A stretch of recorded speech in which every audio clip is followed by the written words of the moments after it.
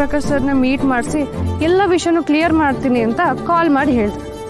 ಇಲ್ಲಿ ನೋಡಿದ್ರೆ ಬೇರೆನೇ ನಡೀತಿದೆ.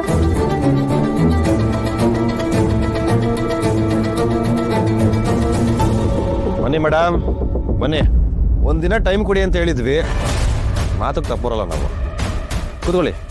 ಸೂರ್ಯಪ್ರಕಾಶ್ ಸರ್ ಅಲ್ಲಿ ಅವರ ಅವತಾರನೇ ನಾವು, ಸನ್ ಆಫ್ ಸೂರ್ಯಪ್ರಕಾಶ್. ಕೂತ್ಕೊಳ್ಳಿ.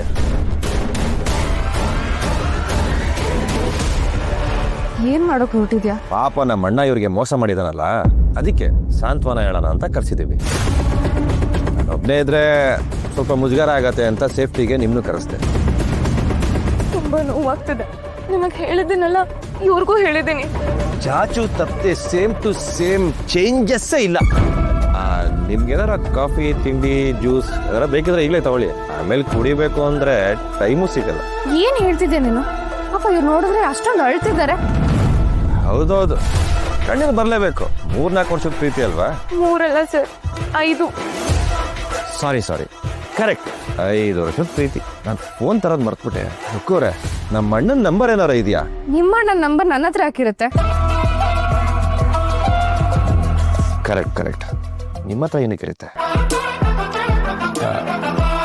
5 ವರ್ಷ ಪ್ರೀತಿ ಮಾಡಿದ್ದಾರೆ, ಇವ್ರ ಹತ್ರ ಇರ್ಬೇಕು ನಂಬರ್. ಮಿಸ್ ರೇಷ್ಮಾ ಅವರೇ, ನಿಮ್ಮ ಪ್ಯಾರ್, ಇಶ್ಕ್, ಮೊಹಬ್ಬತ್ ಅವ್ರ ನಂಬರ್ ಇದ್ರೆ ಕೊಡ್ತೀರಾ? ನಂಬರಾ? ಅಲ್ಲ, ನಿಮ್ಮ ಅಣ್ಣನ ನಂಬರು ನಿಮಗೆ ಗೊತ್ತಲ್ವಾ? ನಾವು ಮೊದಲಿಂದನೇ ನಂಬರಲ್ಲಿ ಹಿಂದೆ ಕಂಡ್ರಿ. ನಮಗೆ ಬಾಯಿಪಾಠ ಎಲ್ಲ ಆಗಿರಲ್ಲ. ನೀವು ಅಷ್ಟು ವರ್ಷದಿಂದ ಪ್ರೀತಿ ಮಾಡಿದ್ದೀರಾ, ಬಿಟ್ಟೋದಾಗ ಎಷ್ಟೊಂದು ಸಲ ಫೋನ್ ಮಾಡಿರ್ತೀರಾ, ಮೆಸೇಜ್ ಮಾಡಿರ್ತೀರಾ, ಅವನ್ನ ಹುಡ್ಕೋದಿಕ್ಕೆ ಎಷ್ಟೊಂದು ಟ್ರೈ ಮಾಡಿರ್ತೀರಾ. ಆ ಗ್ಯಾಪಲ್ಲಿ ನಂಬರ್ ಗೊತ್ತಿರಬೇಕಲ್ವಾ? ನೋಡಿ,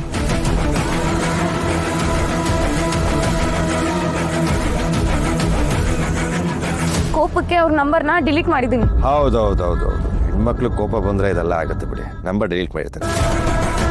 ಆದ್ರೆ ನಂಬರ್ ಬಾಯ್ಪಾಠ ಆಗಿರ್ಬೇಕಲ್ವಾ? ಇಲ್ಲ,